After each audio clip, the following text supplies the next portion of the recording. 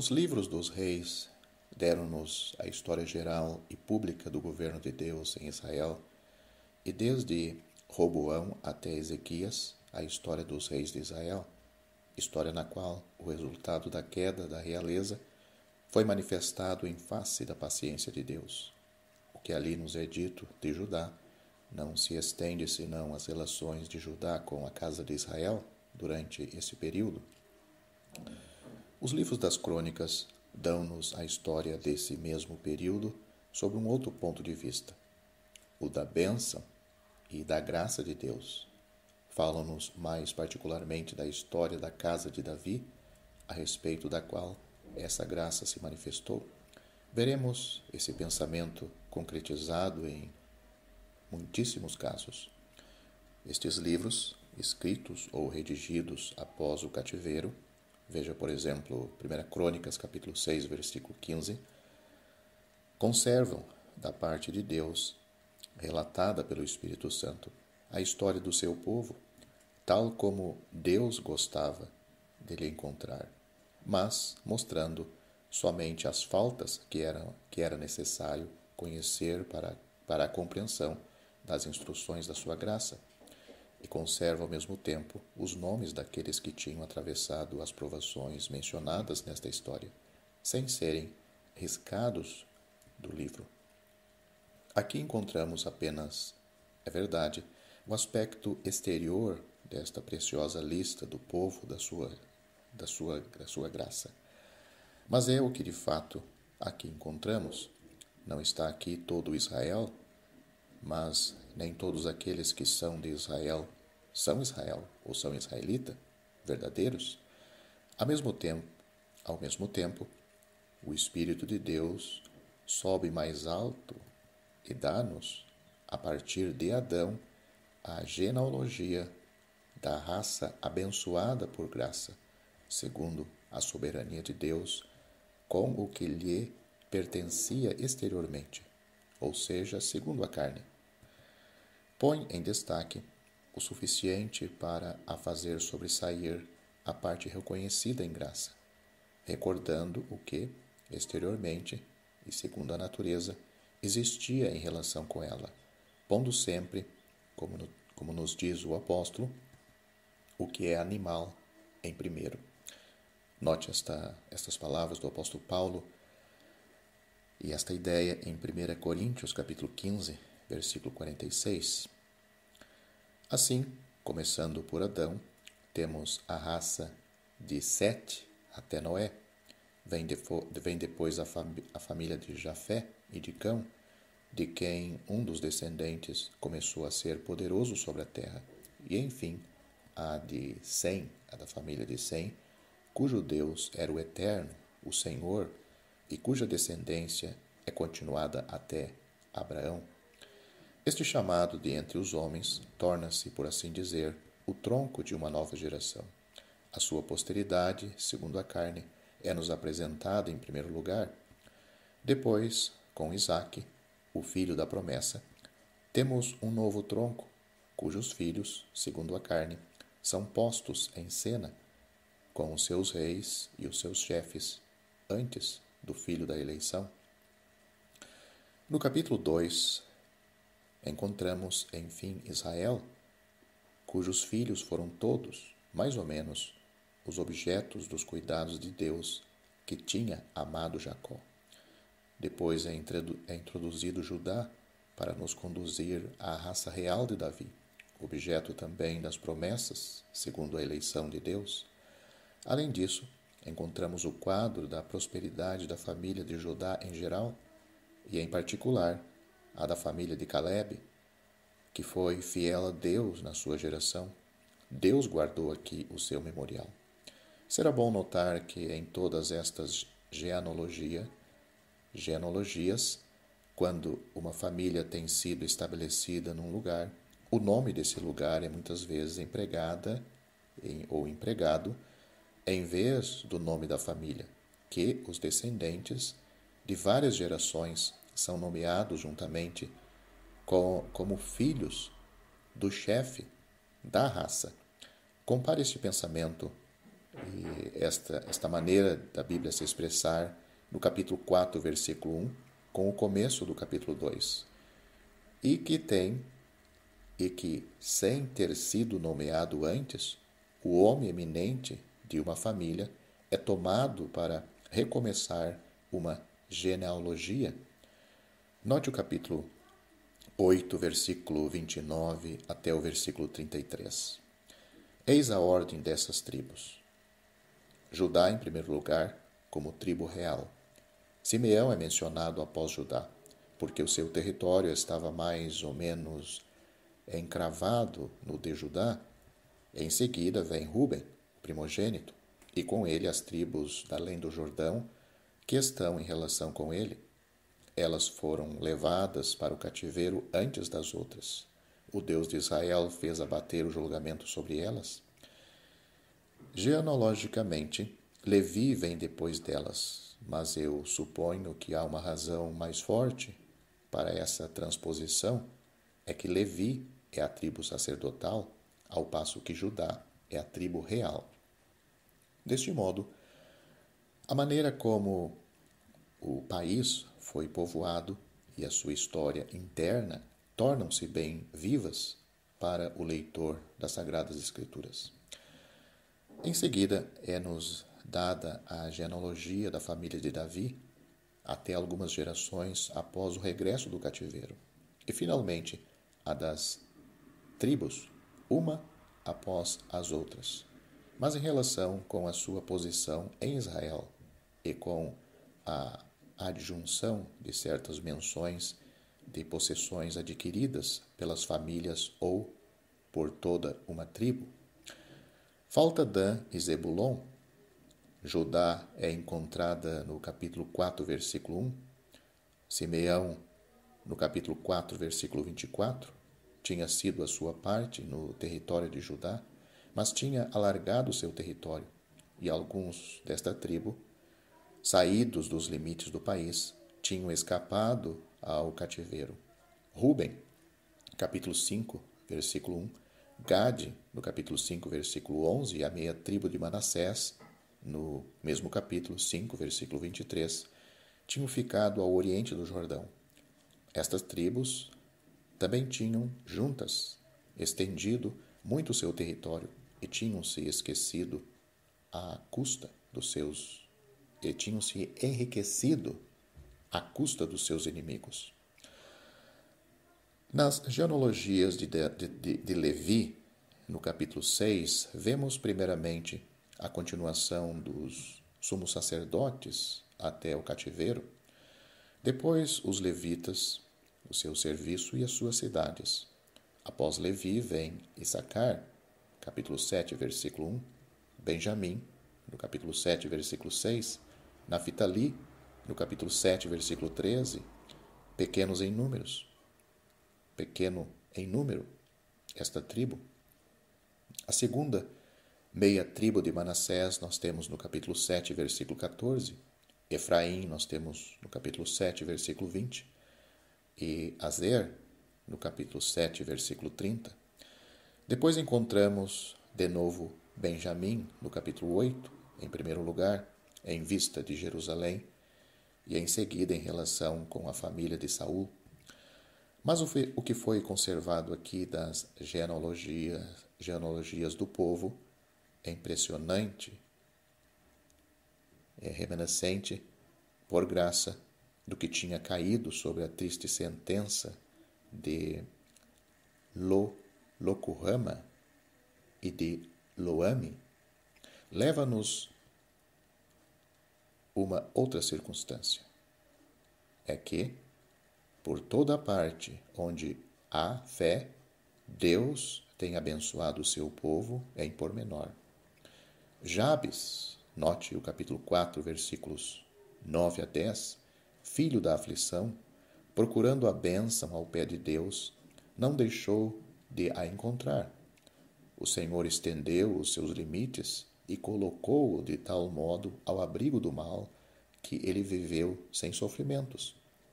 Simeão, embora disperso em Israel, soube expulsar os seus inimigos e possuir o país deles, e isto até ao monte de Seir, as 2,5 tribos de além do Jordão também estenderam seus limites e possuíram as portas dos seus inimigos, porque clamaram a Deus. Note o capítulo 5, versículo 20.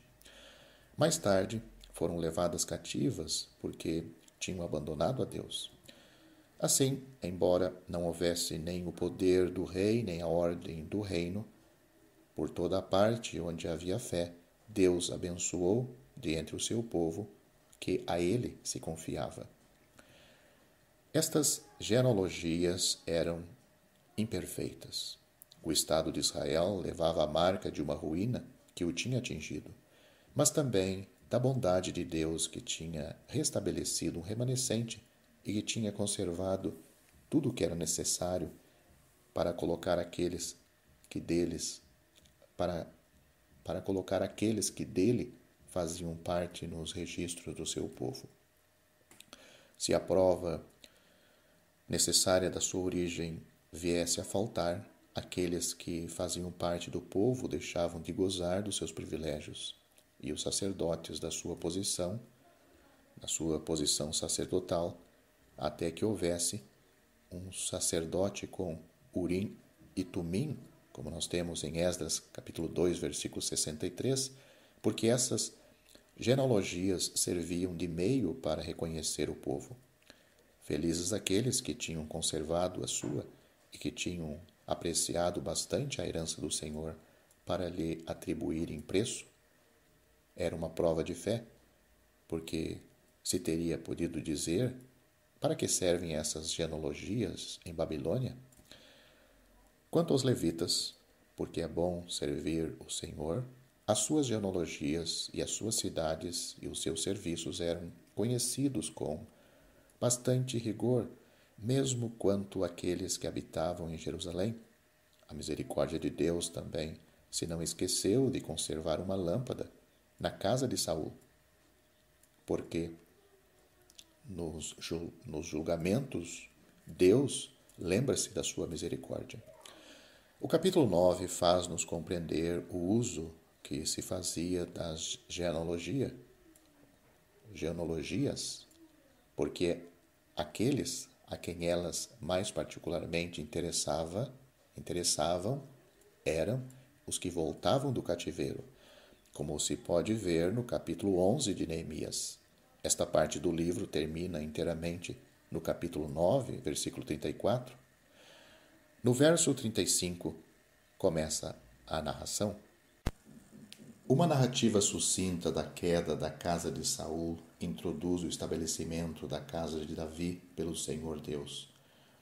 Tudo que teve lugar antes do povo ir buscar Davi ao Hebrom e da realeza ser estabelecida na sua família, sobretudo Israel em Jerusalém, é passado em silêncio. Encontramos depois, como tema geral, a ordem da realeza e do reino, enquanto estabelecido na casa de Davi, sendo o reino considerado como ordenado por Deus em bênção, antes da narração histórica de tudo o que se passou, salvo o que era necessário para dar o respectivo quadro. Não se encontra aqui a perfeição, mas a ordem que Deus estabeleceu. Os erros e as aflições de Davi, quer antes, quer depois do seu estabelecimento como rei, são, por conseguinte, passados em silêncio, após ter feito referência ao próprio rei, ungido por Samuel, segundo a palavra de Deus, para governar todo Israel. Esta história começa pelo que fazia a força e a glória da realeza de Davi. O sumo sacerdote desapareceu do primeiro plano. O ungido de Deus é essencialmente um homem de guerra, embora não deva ser sempre assim. Joabe e os homens valentes, que foram os companheiros de armas de Davi, vêm imediatamente depois do rei. O primeiro lugar a seguir ao rei pertence àquele que libertou Sião das mãos dos inimigos. E esse lugar, escolhido pelo Senhor, veio a ser a cidade de Davi e a sede da realeza. É-nos dito, em seguida, como os companheiros de armas de Davi sucessivamente se juntaram a ele, embora ele fosse, durante muito tempo ainda, rejeitado e perseguido por Saul, portanto, aparentemente muito pequeno, fugitivo e sem forças para resistir. Os primeiros que são assinalados como tendo se dirigido para junto dele, prova que Deus e o conhecimento da sua vontade valia mais aos seus olhos do que a parentela e as vantagens que daí decorriam, vem de entre os irmãos de Saul, a saber, da tribo de Benjamim, homens hábeis ao mais alto grau no manejo do arco e da funda, armas pelas quais Saul foi atingido na batalha, onde sucumbiu. Alguns vêm da além do Jordão para junto de Davi, quando ele ainda estava escondido no deserto. A fé e a manifestação do poder de Deus tendem a pôr em jogo a energia daqueles que ali se juntam. Quem está com Davi atrai a si todos aqueles sobre os quais Deus atua, e a sua energia desenvolve-se em proporção da manifestação da sua presença e o seu favor, o favor de Deus. Vários de entre eles tinham estado com Saul, com eles não eram homens fortes. No entanto, muitos haviam também que nunca tinham estado com ele. Ora, mesmo no campo de Saul, Davi tinha podido matar o filisteu quando todo Israel estava aterrorizado. Depois disso, semelhantemente feitos de armas, tornaram-se coisa quase comum. No princípio, eles exigiam a comunhão imediata com Deus, de modo a excluir a influência de tudo o que rodeava o homem que gozava dessa comunhão. Mais tarde, a influência da companhia era favorável e, nesse sentido, a fé propaga-se. Aqueles homens não eram os chefes dos homens fortes que Davi tinha. Note o capítulo 11, versículos 10 a 47. Mas quando Deus atua em poder, Deus dá força aos fracos e produz, pela energia da fé, o seu Santo Espírito, um exército de heróis. Ele, Deus, pela energia da fé e do seu Santo Espírito, produz um exército de heróis. Naqueles que vieram de Benjamim e de Judá, note o capítulo 12, versículo 16, se vê que havia essa união de fé, reconheciam que o Deus de Davi o ajudava. Davi entregava-se a Deus a respeito daqueles que vinham juntar-se a ele, porque estava numa posição bem difícil, embora em direção ao fim da sua carreira de provações e de aflições. Aqueles a quem Deus tinha dado energia e força dirigiam-se a ele em grande número. Tudo estava pronto para a sua elevação à realeza de Israel e para fazer passar para as suas mãos o reino de Saul. Há variedade nas qualidades deste exército de Deus, todos famosos pelo seu valor. Uns têm o discernimento dos tempos para saberem o que Israel tinha de fazer, e nesse caso, todos os seus irmãos estavam à disposição de Davi. Note o capítulo 12, versículo 32. Outros estão armados para a batalha, outros tinham todas as armas de guerra e não eram dissimulados de coração. Todas estas coisas se encontravam neles, segundo o dom de Deus, e todos vinham de coração reto para colocar Davi no trono. Os seus irmãos tinham-lhes preparado tudo com abundância, porque havia alegria em Israel. É sempre assim. Quando Cristo é verdadeiramente exaltado por corações retos, que não procuram senão a sua glória. Davi pensa imediatamente na arca. Leia o Salmo, capítulo 132. toma conselho com os chefes dos milhares de Israel a fim de a irem buscar, amando o povo e sendo por ele amado, atua com ele e por ele. Mas havia ainda demasiada conexão entre o seu zelo e o seu espírito guerreiro, e, abandonando-se à sua alegria, não considerava suficientemente os caminhos do Senhor. Imita sem dúvida os meios pelos quais Deus se tinha glorificado quando a arca caiu nas mãos dos filisteus. Estes tinham perfeitamente razão ao não quererem intrometer-se em tal assunto, deixando Deus agir, dando testemunho de que Deus é o Deus de toda a criação, exercendo um poder que domina a natureza nas suas criaturas. Era a fé nos filisteus, mas não era a fé de Uza, senão ele não tocaria na arca. O povo de Deus deve ser dirigido pela palavra de Deus. Deus pode agir soberanamente por fora de tudo, mas aqui é a palavra que governa. Pérez Uza é a testemunha que não se pode negligenciar impunemente, de forma que não haja punição impunemente, e que a ordem da casa de Deus no meio do seu povo é uma coisa que obriga este último a respeitar. Foi por ter faltado a esse respeito que a alegria de Davi se tornou em medo e em irritação, mas a casa de Obed-Edom não é menos a prova de que a presença de Deus traz seguramente a bênção. A história da realeza prossegue. Davi estabeleceu-se em Jerusalém. A realeza é firmada em suas mãos da parte de Deus e é dignificada por causa do seu povo. Tendo consultado a Deus e seguido exatamente os seus conselhos, Davi alcança por 2 vezes uma vitória completa sobre os filisteus. Ao ser assim abençoado de Deus, a sua fama espalha-se por todas aquelas terras.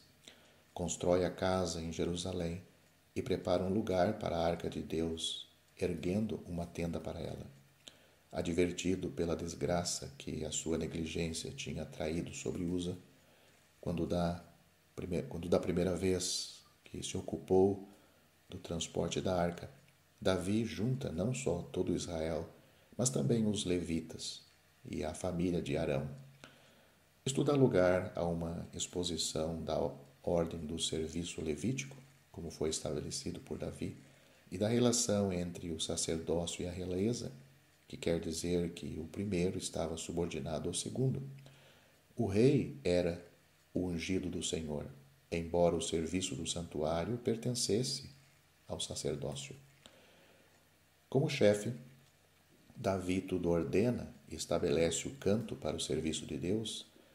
Depois, com o auxílio de Deus, a arca é transportada da casa de Obed-Edom para a tenda preparada para ela em Sião, com oferendas a Deus que assistia os levitas pelo seu poder e com alegria e cânticos de triunfo.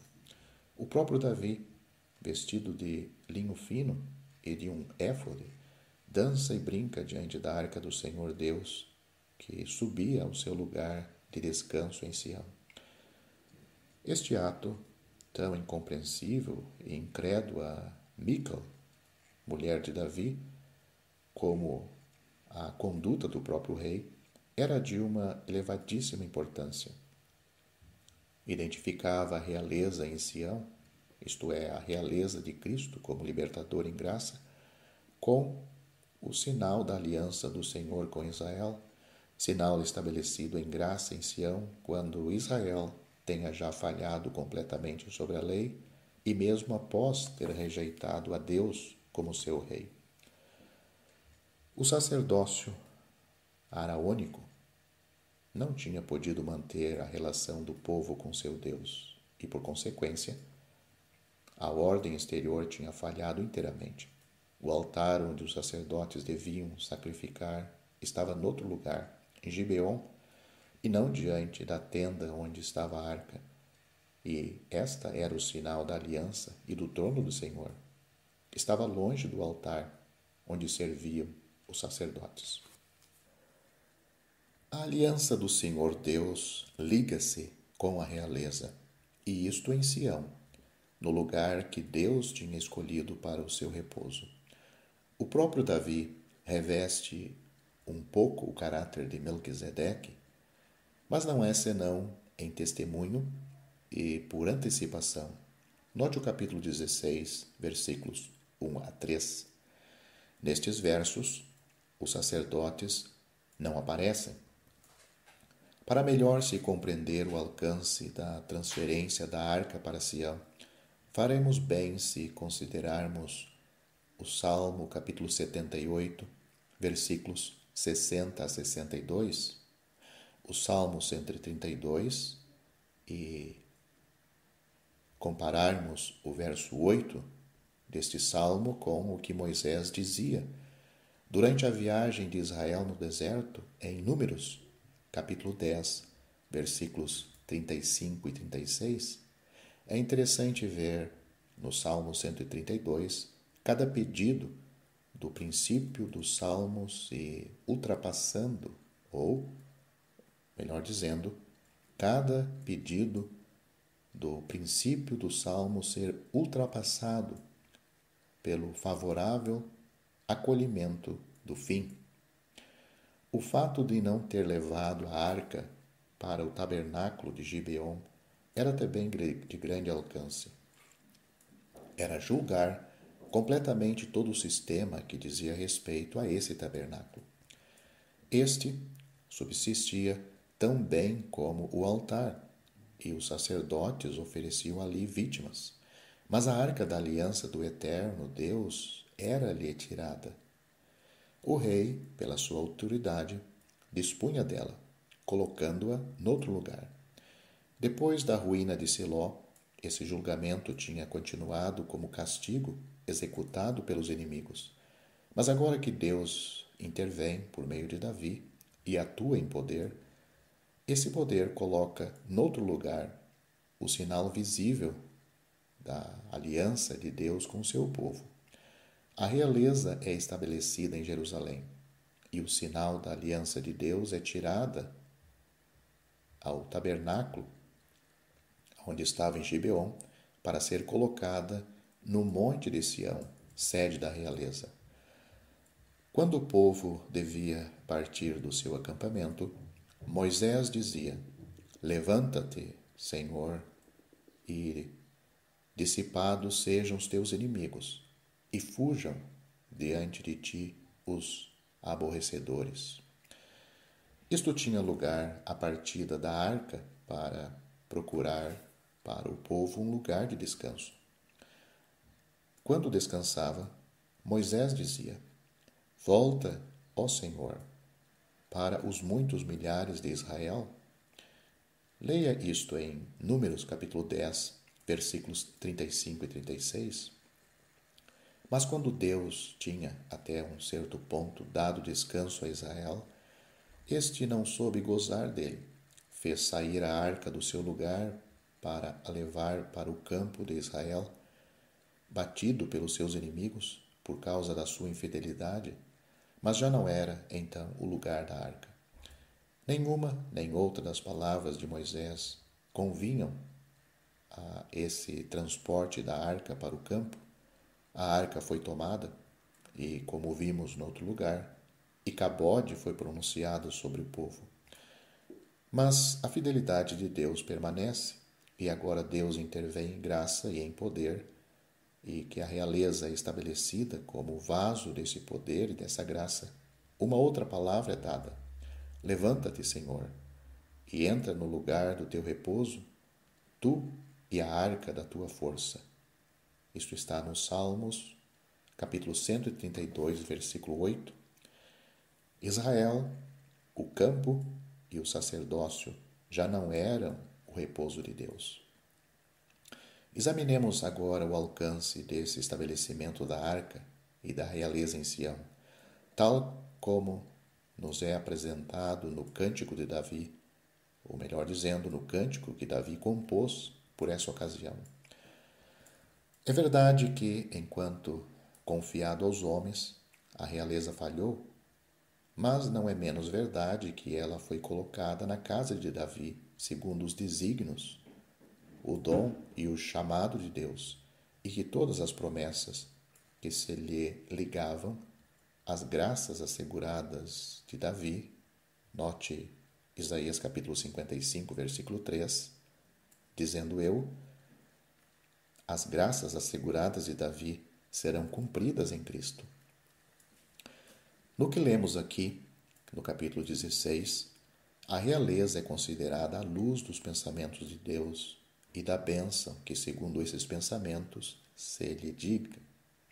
Davi, tendo oferecido holocaustos e sacrifícios de prosperidade e tendo abençoado o povo, distribui a cada um, tanto aos homens como às mulheres, um pão, um bom pedaço de carne e passas, porque Deus quer abençoar abundantemente os seus mantimentos e fartar de pão os seus pobres.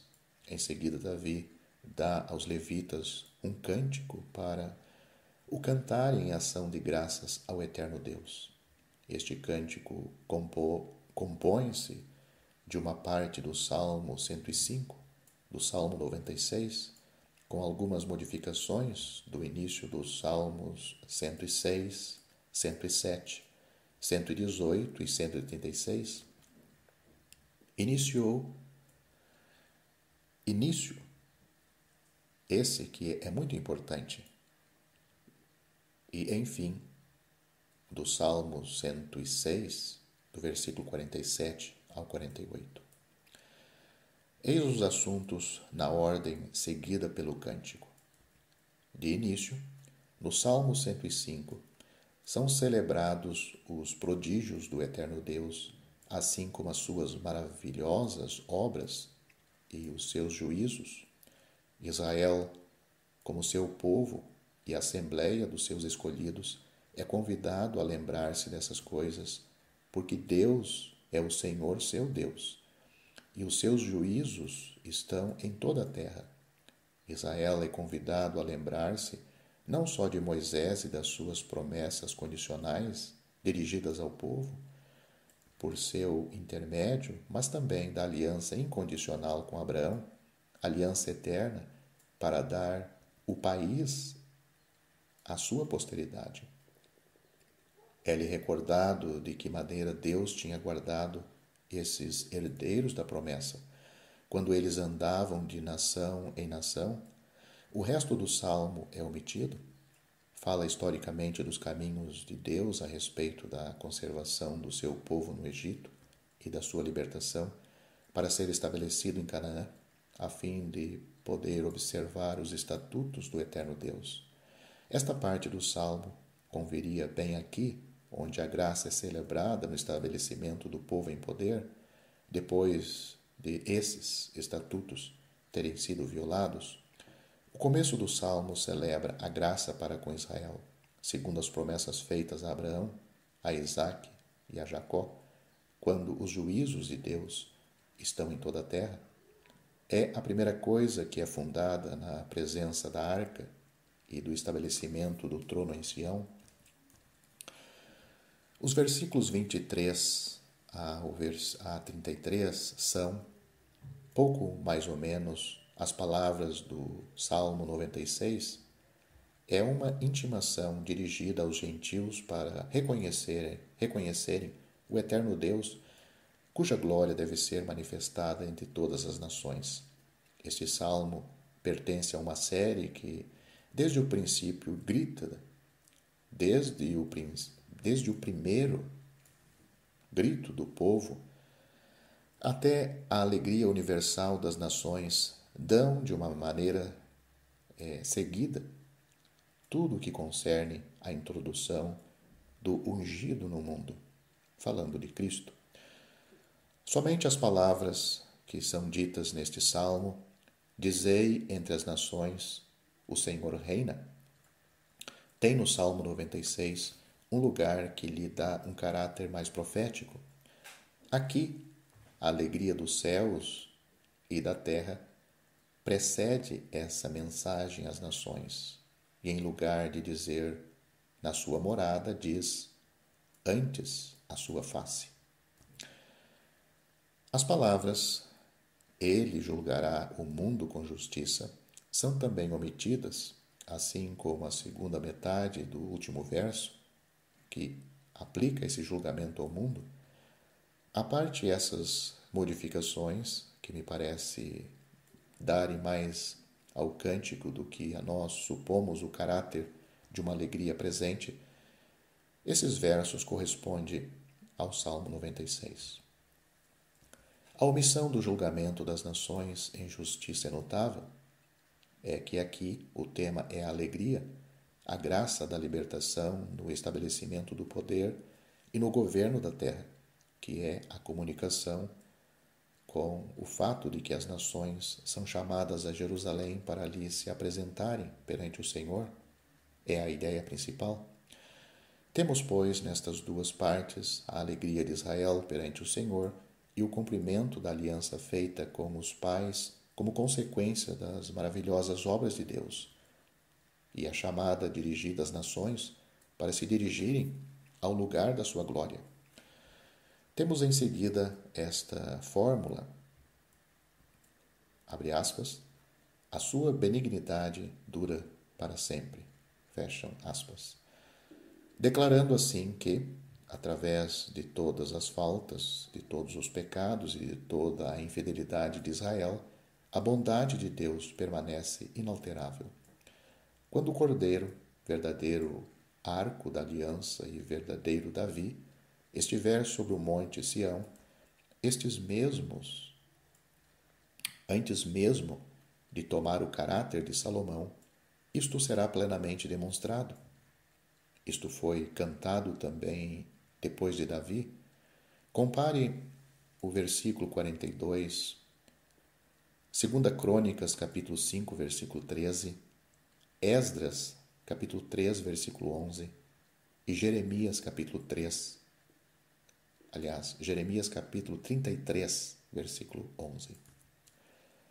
O Salmo 106, que termina o quarto livro dos Salmos, expõe longamente as provas desta preciosa declaração, enquanto que o cântico que agora consideramos, a partir das promessas feitas a Abraão, salta toda a história até o fim, omitindo o fim do Salmo 105, a partir do verso 16, e coloca Israel sob a responsabilidade na terra de Canaã, e continua no primeiro verso do Salmo 106, que anuncia que, apesar de tudo, a bênção de Deus continuou. O Salmo 107 trata deste mesmo assunto, mas em relação com a libertação e com o regresso de Israel no fim dos tempos. O Salmo 118 faz sobressair esta verdade em relação com a pessoa do Messias, sofrendo com o seu povo, mas enfim reconhecido no grande dia do Senhor. Finalmente, no Salmo 136, esta doxologia é cantada em relação com a plena bênção de Israel e de toda a criação, começando pela mesma criação e celebrando as provas dessa bondade através de tudo, até a bênção da terra, em seguida a redenção de Israel.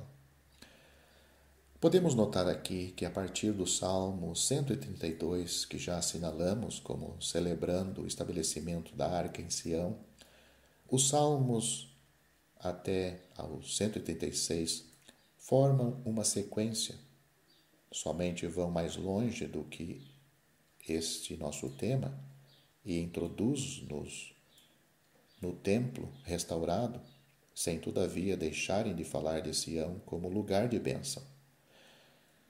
Compare os Salmos 133, 134, 135 e, finalmente, o Salmo 136, de que falamos e que, como um coro, termina a série. Temos, enfim, os últimos versos do Salmo 106, dos quais O primeiro pede a Deus que congregue Israel de entre as nações, o que terá lugar como resultado do estabelecimento do trono de Jesus em Sião. E o segundo termina o Salmo, como no fim de cada um dos livros dos Salmos, louvando para sempre o Senhor, o Deus de Israel.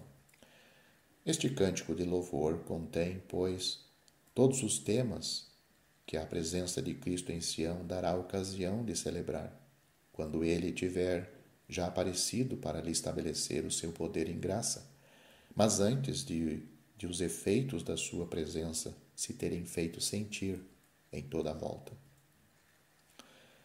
No fim do capítulo 16 de 1 Crônicas, vemos que o rei regulamenta tudo o que devia ser feito diante da arca e diante do altar que se encontrava no lugar alto de Gibeon, isto é, para o serviço de cada dia diante da arca e para os sacrifícios diante do altar, e que estabelece também levitas para celebrarem o Senhor e cantarem que a sua misericórdia dura para sempre. É comovente ver que o testemunho desse preciosíssimo, ou melhor dizendo, é comovente ver que o testemunho desta preciosíssima fidelidade de Deus se encontra não só lá onde o poder tinha colocado a arca, mas também onde o coração do povo dela tinha necessidade, no intervalo, a saber, no altar que, sendo o lugar onde o povo se aproximava de Deus, se tinha tornado, ao fim e ao cabo, um testemunho do estado de ruína espiritual desse mesmo povo, um tabernáculo sem arca. A fé, que apreendia os desígnios e a obra de Deus, podia ver no estabelecimento da arca em Sião, ato que, segundo a antiga ordem, era uma verdadeira desordem, o encaminhamento do poder e da intervenção de Deus para o reino pacífico e glorioso do Filho de Davi, ou seja, Cristo.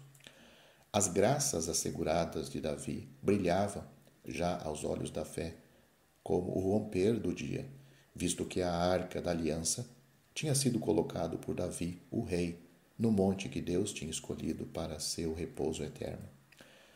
Mas nem todos apreendiam esses caminhos e essa intervenção de Deus, tão preciosa para aqueles que o compreendiam, e à condescendente bondade de Deus descia até Gibeon, até ao baixo estado espiritual do povo que Deus amava. Falava-lhes ainda nesse lugar, segundo o seu próprio coração, o coração de Deus, no altar onde esse povo podia aproximar-se de Deus, numa ignorância que talvez o não deixava ver mais longe, mas onde, tanto quanto essa ignorância lhe permitia, era fiel a Deus, aquele que o tinha feito subir do Egito. Ali Deus falava ao povo, dizendo-lhe que a sua bondade permanecia para sempre. Era, de fato, uma prova bem comovente. Davi volta para abençoar a sua arca, coisa, tanto para ele como para Salomão, sempre bem distinta do povo e da glória. Então, podemos ver que, embora tivesse sido dado a Davi ligar a realeza em Sião à arca da aliança e assegurar desta maneira a bênção pelo poder do rei escolhido por Deus, não era dado ao rei guerreiro construir a casa do eterno Deus. A energia que alcançava a vitória sobre os inimigos de Deus e do seu povo não era ainda o poder pacífico e glorioso que faria gozar este último de toda a bênção de Deus, quando os inimigos já não existissem e todos rendessem obediência absoluta ao trono de Deus sobre a terra. Tal como Abraão, Davi devia ser pessoalmente o depositário das promessas, mas não devia gozar ele próprio do efeito dessas promessas sobre a terra. Tendo o povo sido resgatado do Egito, o seu primeiro desejo espiritual foi preparar uma habitação na qual Deus morasse no meio deles. Note Êxodo capítulo 15, versículo 2. E esse desejo era segundo os desígnios de Deus, conforme Êxodo capítulo 29, versículos 44 e 46.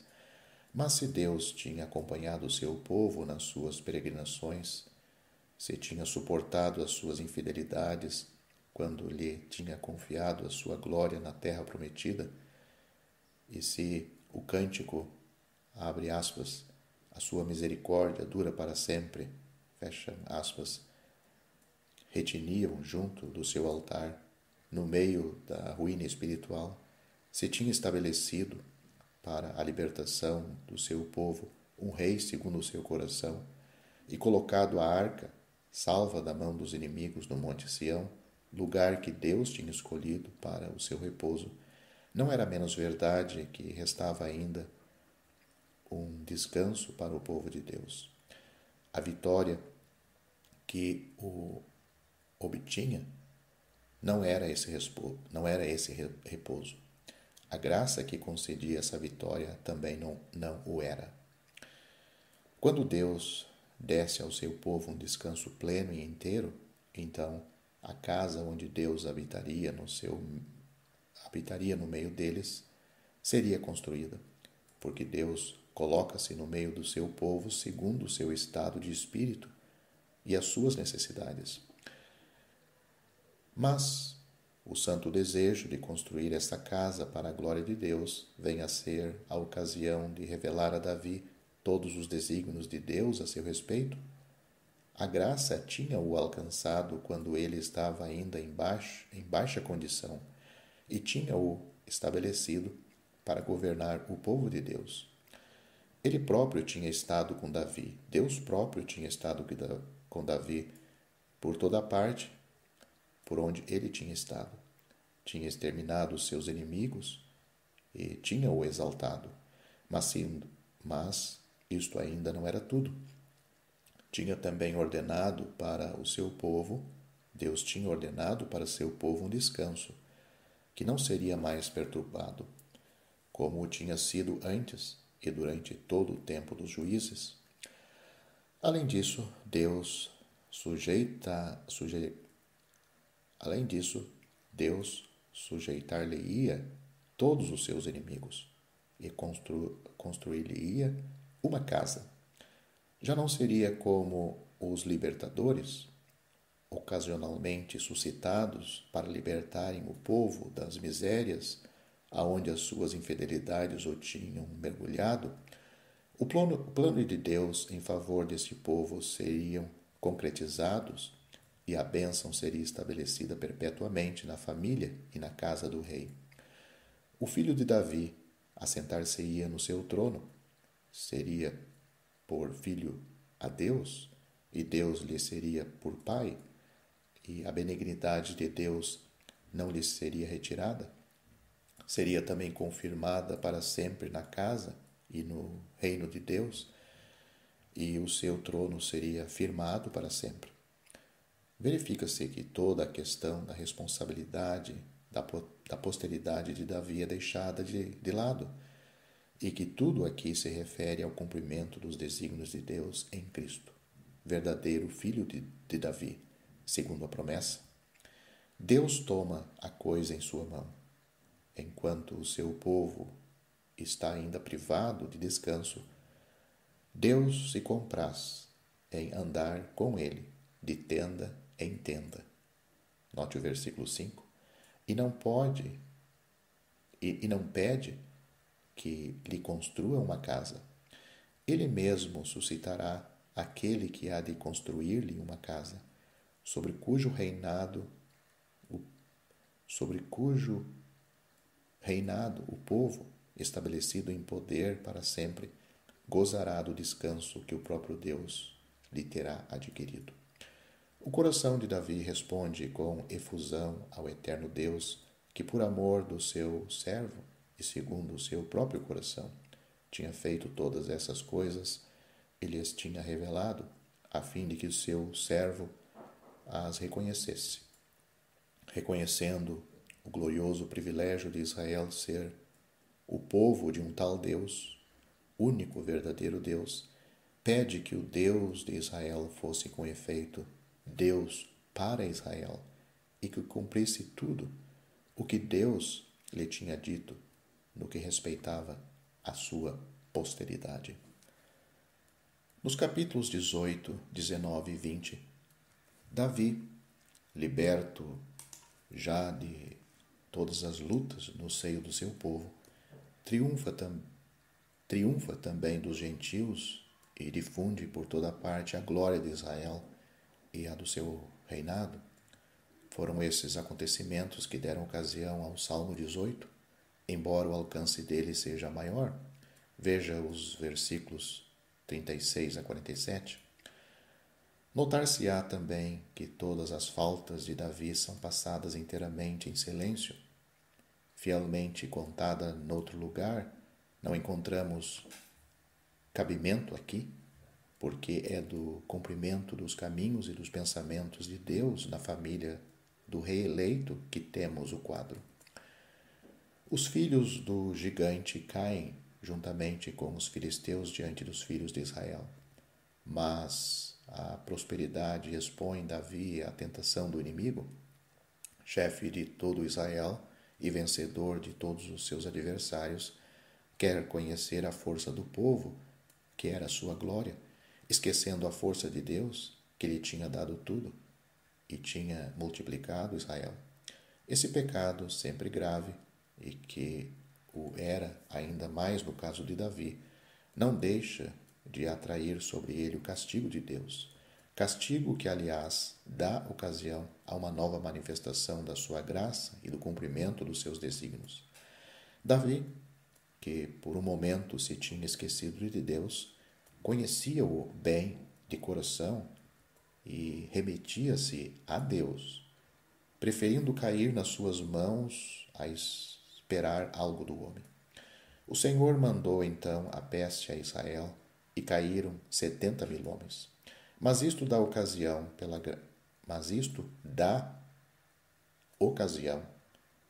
graça de Deus, a um outro elemento da glória de Davi, a honra que Deus lhe concede de o escolher como instrumento para fixar o lugar onde o altar de Deus será o meio das relações diárias do povo consigo próprio, com Deus próprio. Jerusalém era amada de Deus, e esta eleição da sua parte é agora manifestada. O lugar em questão era a eira de um estrangeiro. O momento era aquele em que o povo sofria sobre o peso das consequências do pecado do seu rei. Mas aqui tudo é graça, e Deus detém a mão do anjo, estendida para castigar Jerusalém. A graça antecipa todos os movimentos do coração de Davi, porque ele atua e tem a sua origem no coração de Deus. Movido por esta mesma graça, Davi, por seu lado, intercede pelo povo, carregando-se ele próprio do pecado. Deus escuta sua oração e envia o seu profeta para o dirigir na oferenda da vítima expiatória que, de fato, formava o fundamento de toda a relação subsequente entre o povo e Deus. Sente-se também, por muito pobrezinho que este tipo seja em presença da realidade, até que ponto esta narrativa nos recorda aquele, falando de Jesus, que se encarregou em favor deste mesmo povo do pecado que não era seu. Tendo Davi oferecido o sacrifício conforme o mandamento de Deus, o Senhor aceita-o, enviando o fogo do céu, e obedecendo à ordem de Deus, o anjo mete a sua espada na bainha. Aqui, evidentemente, tudo é graça. Não é o poder real que intervém para libertar Israel dos seus inimigos e estabelecê-lo no seu descanso, estando pela energia da fé a arca da aliança fora do seu lugar normal, agora desolado como consequência do pecado do povo, é o pecado do próprio Israel, porque tudo depende do rei que está em questão. Deus atua em graça, ordena e aceita o sacrifício expiatório. Davi, acompanhado dos anciãos cobertos de sacos, apresenta-se diante de Deus em intercessão. No mesmo lugar onde Deus atendeu a sua oração, Davi ofereceu os seus sacrifícios e nos dito desse lugar, abre aspas, esta será a casa do Senhor Deus, e este será o altar do holocausto para Israel. Fecham aspas. Em presença do pecado, Deus atua em graça e institui, por meio do sacrifício, a ordem regular das relações religiosas do seu povo com ele, povo aceito em graça, e o lugar da sua própria morada, onde poderiam aproximar-se dele, de Deus. Era uma nova ordem de coisa. A ordem antiga não oferecia nenhum recurso contra o juízo de Deus. Pelo contrário, o próprio Davi temia ir ao tabernáculo. Era o fim dele como meio de se aproximar de Deus. O pecado de Davi veio a ser ocasião para pôr fim à antiga ordem de coisas, mostrando a impossibilidade de se servirem dela em tais casos. Abriu o caminho para que tudo fosse fundado sobre a graça soberana. A partir do capítulo 22 até os versos 28 e 29 do capítulo 26, tudo se refere à casa que deve ser construída. Vemos ali as provisões que Davi tinha realizado de tudo o que era necessário para construir e a ordem do serviço dos levitas escolhidos para o canto, daqueles que entre eles que eram porteiros, sacerdotes segundo as suas classes.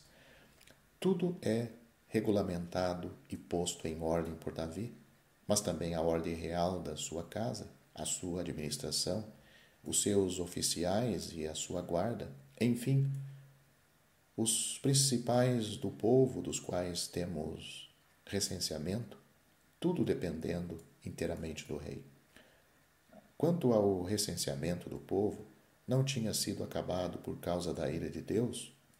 O que é interessante nisto é que tudo foi ordenado e preparado por Davi, mesmo quanto ao pórtico da casa, que ainda não estava construída. De igual modo, com Cristo tudo será regulamentado antes dele ser manifestado em glória. Podemos ver também que Davi tinha sempre isto a peito, pronto, e quão vastos preparativos ele tinha feito, porque, sejam quais forem as guerras, a glória de Deus em paz no meio do seu povo está sempre no coração daqueles que estão em uníssono com o Espírito Santo, unidos ao Espírito Santo, sempre no coração do próprio Cristo. É Davi que estabelece Salomão como rei, que ordena aos príncipes que o ajudem e que faz profetizar com cânticos inspirados, ordena a idade em que o serviço dos levitas deve começar, idade essa que difere do que tinha sido ordenado por Moisés a tal respeito. Note o capítulo 23, versículo 3, e Números, capítulo 8, versículo 24. É toda a ordem da casa de Deus e da casa do rei que é colocada na sua mão. Um novo sistema estabelecido, fundado sobre a graça, como princípio. Salomão não teve senão de pôr em execução a ordem e os planos da sabedoria divina em Davi. A glória é apenas o fruto da graça. É ao Cristo que sofreu aquele que é a sabedoria e o poder de Deus que pertence toda a ordem da casa. Tudo o mais é glorioso, é apenas um resultado. Somente, como já vimos, é em paz e por Cristo, como príncipe da paz, que esta casa deve ser construída. Não convinha a manifestação habitual da glória de Deus que houvesse inimigos a combater, e também não convinha ao caráter da alegria do seu povo. O caráter de um tal estado de coisa deveria ser o da bênção, decorrente de Deus, sem obstáculo. É muito importante notar como tudo é regulamentado aqui por Davi. Isto é importante, em primeiro lugar, no aspecto moral, a inteligência, o direito de tudo ordenar, a energia que apreende todo o pensamento de Deus, a comunhão com Deus nos seus planos, o germe e o fundamento moral de todos esses planos, assim como o poder de os manter, se ligam aos sofrimentos que Cristo suportou para a glória de seu Pai. É o que de nós é verdadeiro também, segundo a nossa medida? É o Cristo humilhado, sofrendo, que está moralmente ao nível de toda essa glória? Mas, em segundo lugar, isto é também importante quanto ao conhecimento dos caminhos de Deus, porque eu não duvido de que Cristo, no início do seu reinado aqui na terra, ainda futuro, não atue no caráter de Davi. Podemos também notar aqui que a autoridade exercida por Davi foi muito extensa e de grande alcance. Toda a ordem religiosa foi reconstruída. Tudo, até a idade do serviço dos levitas, depende da autoridade e dos regulamentos de Davi, como antigamente dependia dos de Moisés. O modelo de todas as partes do templo e dos seus utensílios é-lhe dado por inspiração, como o do tabernáculo, e tudo o que a ele se ligava tinha sido dado a Moisés. Introduziu também o cântico e diversos instrumentos de música, que são mesmo chamados de, abre aspas, instrumentos de música de Deus, fecham aspas, no capítulo 16, versículo 42, e que antes não faziam, assim como o canto, parte do serviço público. À exceção da arca, mesmo os diversos utensílios eram diferentes dos do tabernáculo, e por cada objeto, o peso preciso do ouro ou da prata foram regulamentados por Davi. Deus quer associar também o povo com Davi nesta obra de boa vontade do dia do seu poder, e assim como foram associados com ele nas suas guerras e nos seus combates, hão de sê-lo também na liberalidade de que ele manifesta para com a casa de Deus. Estão a uma grande distância dele, sem dúvida. São, por assim dizer, uma coisa supérflua. Não servem para nada na sabedoria que tudo organiza, que tudo prepara, mas é-lhes concedido terem parte na obra. É-lhes feito este favor, e a sua boa vontade é agradável a Deus, porque é um fruto da sua graça. Ainda que Davi reconhece Deus, note o capítulo 29, versículo 18, reconhece Deus segundo as promessas feitas aos pais e segundo o seu memorial para sempre. Ele é o, abre aspas, Deus de nossos pais Abraão, Isaque e Israel, fecham aspas. Procura o que há de ser cumprido sobre a nova aliança, versículo 17, e dirige as ações de graças de toda a Assembleia. São oferecidos sacrifícios de justiça, e todos comem diante do Senhor Deus com grande alegria. Salomão é feito rei pela segunda vez. Veja o capítulo 23, versículo 1. A primeira vez foi quando a graça fora plenamente estabelecida no altar erguido na eira de Ornã, onde o filho de Davi devia, como príncipe de paz, construir o templo. A segunda vez, Salomão é introduzido como chefe de tudo o que ia ser estabelecido, e como ocupando o primeiro e soberano lugar nos pensamentos de Deus, lugar de que dependia todo o resto, tudo que agora não poderia subsistir sem ele. A casa, toda a ordem da casa e seu governo, tudo se reportava a Salomão. E assim, a sua identificação com Davi, naquilo em que ambos estavam ao mesmo tempo no trono, facilita muito, neste caso, a compreensão do tipo de Cristo. É um único pessoa, ou melhor dizendo, é uma única pessoa que os seus sofrimentos e as suas vitórias colocam no trono de glória e de paz. Porque nesse momento, embora o resultado da glória não fosse ainda manifestado, Deus tinha dado descanso ao seu povo, para que Deus pudesse habitar em Jerusalém. Note o capítulo 23, versículo 25. Agora Davi desaparece, embora seja ainda ele quem coloca Salomão nessa posição. O que nós vemos como enchendo toda a cena da glória real é o próprio Salomão, reinando em paz sobre um povo de boa vontade, que pode oferecer sacrifícios de justiça. O filho de Davi é visto no seu verdadeiro e próprio caráter, e só nesse caráter, a saber, como o ungido do Senhor, condutor do povo. Zadok, o sacerdote fiel, não Abiatar, vai à frente do ungido, sendo assim cumprido todo o plano de Deus, segundo o cântico de Ana e segundo as palavras do homem de Deus em 1 Samuel capítulo 2, abre aspas, Salomão se assentou no trono do Senhor, fecham aspas, capítulo 29, versículo 23. Expressão esta deveras notável, tudo lhe é submetido. O leitor, o amigo que deve ler esse capítulo e esses capítulos, o leitor que é atento não pode deixar de observar de que maneira os planos de Deus em relação com Cristo, o Senhor, estão em destaque aqui e que contraste há entre esta narrativa e a história de Adonias em 1 Reis, história que, pelo contraste que apresenta com a narrativa de Crônicas, põe tão abundantemente em evidência que o pensamento e a intenção do Espírito de Deus nesse livro é de nos dar em tipo a expressão dos desígnios de Deus a respeito do verdadeiro filho de Davi, ou seja, Cristo, a posição que ele deve ocupar e qual será o caráter do trono em Jerusalém no tempo em que Cristo ali estiver assentado.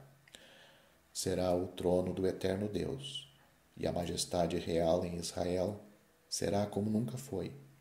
Sobre este aspecto, o livro das Crônicas é pleno de ensinamentos.